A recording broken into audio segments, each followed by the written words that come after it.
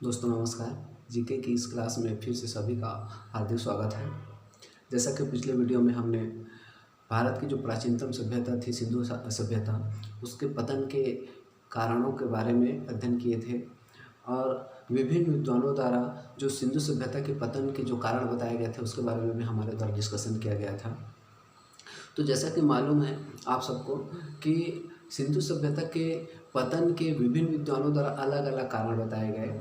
उसमें एक कारण जो विद्वान है जिसका नाम है मार्टिन व्हीलर और गार्डन चाइल्ड है, उनके द्वारा सिंधु सभ्यता के पतन के जो कारण बताए गए थे उसमें ये बताया गया था कि सिंधु सभ्यता के पतन के लिए आर्य लोगों का आक्रमण को उन्होंने प्रमुख उत्तरदायी कारण माना।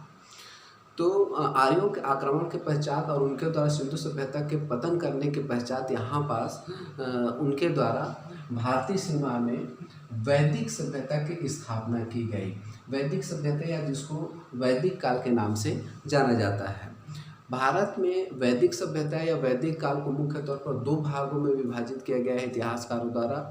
उसमें एक जो भाग है उसको ऋग्वैदिक काल कहा जाता है या पूर्व वैदिक काल के नाम से जाना जाता है, और इसके काल को इतिहासकारों द्वारा मुख्य रूप से 1500 ईसा पूर्व से 1000 ईसा पूर्व के जो समय है उसमें रखा जाता है। दूसरे काल के रूप में वैदिक काल का जो विभाजन है उसको उत्तर वैदिक काल के नाम से जाना जाता है, और इस काल का जो समय है इतिहासकारों द्वारा उनको 1000 ईसा पूर्व से 600 ईसा पूर्व के रूप में रखा गया है। माने कहने का मतलब आर्य लोगों के आक्रमण के पश्चात और सिंधु सभ्यता की समाप्ति के पश्चात भारत में जो वैदिक सभ्यता स्थापना हुई, तो इस वैदिक सभ्यता को दो भागों में बांटा गया है। प्रथम भाग को ऋग्वैदिक काल या पूर्व वैदिक काल के नाम से जाना जाता है, जिसका समय इतिहासकारों द्वारा 1500 ईसा पूर्व से लेकर के 1000 ईसा पूर्व तक रखा गया है। और दूसरे जो काल है उसको उत्तर वैदिक काल के नाम से जाना जाता है। इसका समय इतिहासकारों द्वारा 1000 ईसा पूर्व से लेकर के 600 ईसा पूर्व तक रखा गया है। अब देखते हैं कि जो आर्य लोग जो थे जिन्होंने भारत में 1500 ईसा पूर्व के पश्चात यहाँ पास वैदिक सभ्यता की स्थापना की, तो ये जो आर्य थे उनका मूल निवास कहाँ था। तो आज का जो वीडियो है मुख्य तौर पर इसी के ऊपर है कि ये जो आर्य लोग भारत में आक्रमण के पश्चात यहाँ पास वैदिक सभ्यता की स्थापना किए, तो ये आर्य का मूल निवास कहाँ था, आखिर ये कहाँ से आए थे और उनका जो मूल निवास था वो कहाँ था। तो इसके संबंध में जो इतिहासकार हैं या जो विद्वान हैं या इसके संबंध में जो ज्ञाता हैं उन लोगों में काफ़ी मतभेद हैं।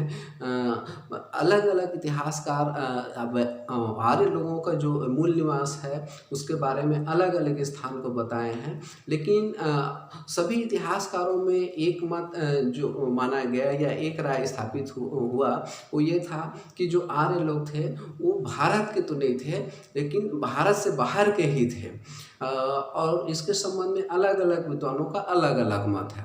कुल मिलाकर के ये माना गया कि आर्य लोग भारतीय निवासी नहीं थे, ये बाहर से ही भारत में आए थे और भारत में आकर के सिंधु सभ्यता को समाप्त करके यहाँ पर वैदिक सभ्यता की स्थापना किए गए थे।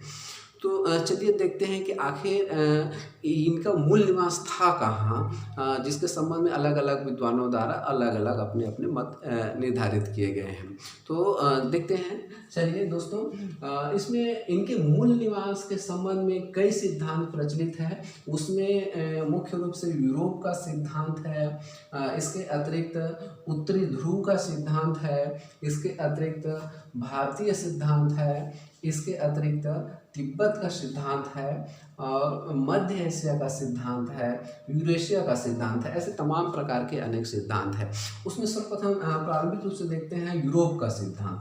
यूरोप के सिद्धांत के संबंध में या आर्य लोगों के मूल निवास के संबंध में यूरोप का जो सिद्धांत जो था या है, इसके प्रतिपादक मुख्य रूप से इतिहासकार विलियम जोन्स को माना जाता है। विलियम जोन्स का ये कहना है कि जो ऋग्वेद में हमारे जो प्राचीनतम ग्रंथ है ऋग्वेद, उसमें जो भाषा का उपयोग किया गया है संस्कृत भाषा, उस संस्कृत भाषा का यूरोपीय जो भाषा है उसमें काफ़ी मेल जोल है या उसमें काफ़ी समानता है।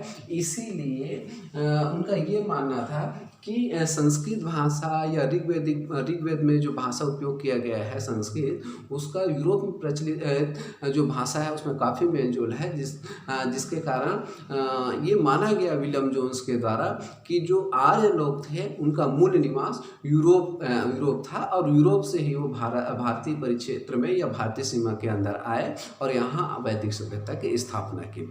माने यूरोप के सिद्धांत देने वाले प्रतिपादक, यहाँ आपको याद रखना है कि यूरोप को जो सिद्धांत है आर्य लोगों के मूल निवास के संबंध में, उसके प्रतिपादक मैक्स मूलर हैं। और उन्होंने आधार कौन सा दिया?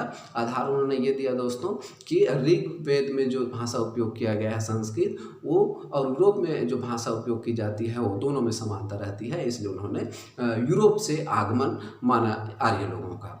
दूसरा जो सिद्धांत है आर्य लोगों के मूल निवास के संबंध में दोस्तों, वो है उत्तरी ध्रुव का सिद्धांत। उत्तरी ध्रुव के सिद्धांत जो है उसको देने वाले जो विद्वान है दोस्तों, उसमें मुख्य रूप से बाल गंगाधर तिलक का नाम आता है। और बाल गंगाधर तिलक का ये मानना है कि जो ऋग्वेद में 6 महीने का दिन और 6 महीने का रात का जो सिस्टम दिया गया है, वो जो सिस्टम है मुख्य रूप से उत्तरी ध्रुव और दक्षिणी ध्रुव में पाई जाती है। इसीलिए उन्होंने ये माना कि जो आर्य लोग जो थे वो उत्तरी ध्रुव से आए हैं, क्योंकि उत्तरी ध्रुव में 6 महीने का दिन और 6 महीने का रात जो व्यवस्था रहती है वो रहती है। और ऋग्वेद में जब आप पढ़ेंगे तो वहाँ पास 6 महीने का दिन और 6 महीने का रात से संबंधित शब्दावली का प्रयोग हुआ है।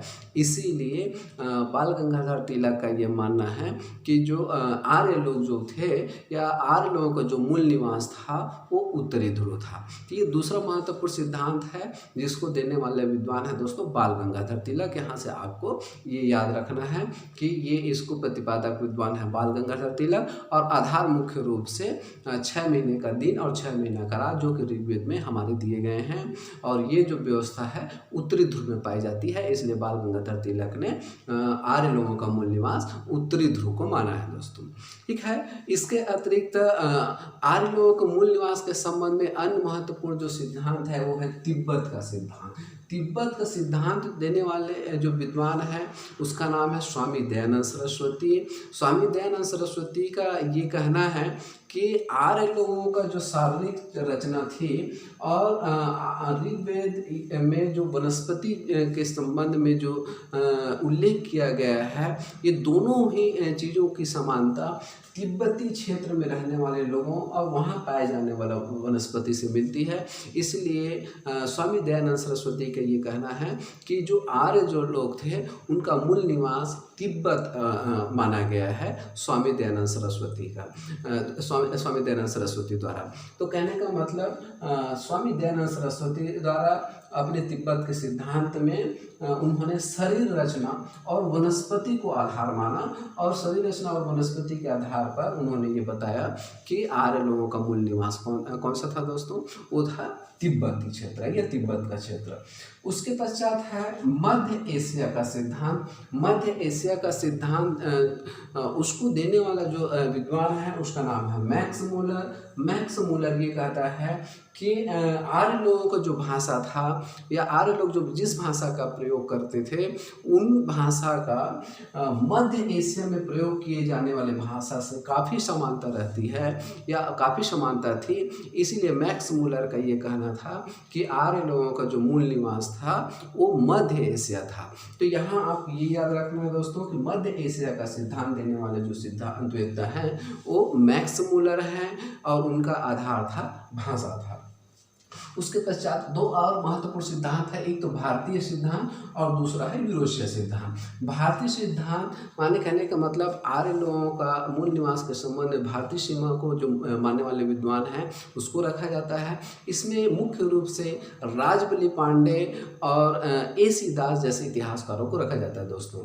राजबली पांडे जो इतिहासकार हैं उनका ये कहना है कि आर्य लोगों का जो मूल निवास था वो मध्य प्रदेश था और मध्य प्रदेश से जाकर के उन्होंने उत्तरी पश्चिमी क्षेत्र में वैदिक सभ्यता की स्थापना किए थे। दूसरा AC दास का ये कहना है कि आर्य लोगों का मूल निवास सप्त सिंधु प्रदेश था, जो कि वर्तमान में उत्तरी पश्चिमी सीमा के अंतर्गत है।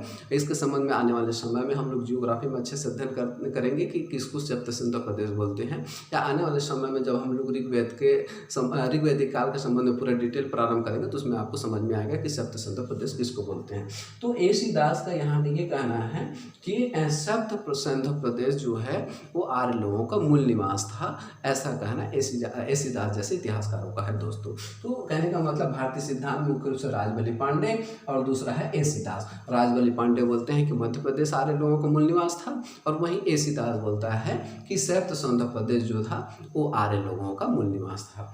दूसरा एक लास्ट में जो सिद्धांत है वो है यूरेशिया का सिद्धांत। यूरेशिया जनरली उस क्षेत्र को बोला जाता है जो कि यूरोप में जो आल्प्स पर्वत है, जैसे फॉर एग्जांपल मान के चले भारत में हिमालय पर्वत है, ठीक वैसे ही यूरोप में आल्प्स पर्वत है। वहाँ के पूर्वी क्षेत्र को यूरेशिया के नाम से जाना जाता है। तो कुछ विद्वान ये भी मानते हैं कि जो आर्य लोग थे वो उनका जो मूल निवास था यूरेशिया क्षेत्र था, और वहाँ से आकर उन्होंने सिंधु घाटी सभ्यता का पतन किया, और सिंधु घाटी सभ्यता के पतन के पश्चात उन्होंने यहाँ पास आर्य सभ्यता की स्थापना की थी। तो ये तमाम प्रकार के सिद्धांत है दोस्तों जिसको आपको याद रखना है। सिंधु सभ्यता वैदिक सभ्यता की स्थापना करने वाले आर्यों के मूल निवास के संबंध में जो कि परीक्षा के दृष्टिकोण से काफ़ी महत्वपूर्ण है, इसको आपको याद रखना है। तो आज के इस वीडियो में इतना ही। आने वाले वीडियो में हमारे द्वारा जो प्रथम जो काल है वैदिक सभ्यता के अंतर्गत ऋग्वैदिक काल जिसको बोलते हैं, जिसका समय है 1500 ईसा पूर्व से लेकर के 1000 ईसा पूर्व तक, जिसके संबंध में हमारे द्वारा प्रकाश डाली जाएगी आने वाले वीडियो में। तो थैंक यू, बहुत बहुत धन्यवाद आप सबका।